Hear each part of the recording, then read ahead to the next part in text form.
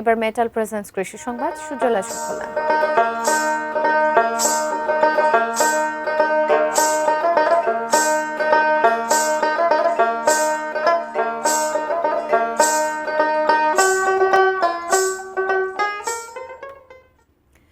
পুষ্টি সমৃদ্ধ ফল স্ট্রবেরির ব্যাপক চাহিদা রয়েছে দেশের বাজারে।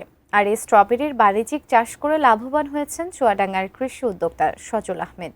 চুয়াডাঙ্গার জীবননগর উপজেলার মানিকপুর গ্রামে সজল আহমেদ বাণিজ্যিকভাবে স্ট্রবেরি চাষ করেছেন 2023 সাল থেকে।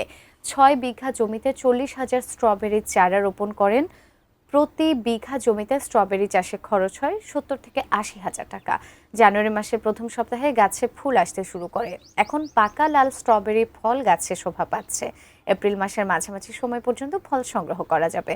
প্রতিদিন 25 থেকে 35 কেজি ফল আরোহণ করা হচ্ছে। প্রতি কেজি ফল বিক্রি হয় 500 থেকে 550 টাকায়। বিক্রির জন্য পাঠানো হচ্ছে ঢাকা ও খুলনার বাজারে। বাজারজাতকরণে সহায়তা সহ সব ধরনের সহযোগিতা করতে উদ্যোক্তাদের পাশে আছে কৃষি বিভাগ। বাইরের যে ফলগুলো আসে ওইগুলো 1400-1500 টাকা কেজি থাকে, সাধারণ মানুষ ওইভাবে কিনে খাইতে পারবে না।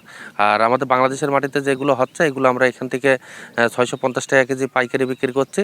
এগুলো দেখা যাচ্ছে সবাই কিনে খাইতে পারবে। আর এটা উৎপাদন হচ্ছে আস্তে আস্তে আমাদের বাড়লে দেখা যাচ্ছে যে এখন সর্বনিম্ন হচ্ছে 550 টাকা কেজি চলে আসবে।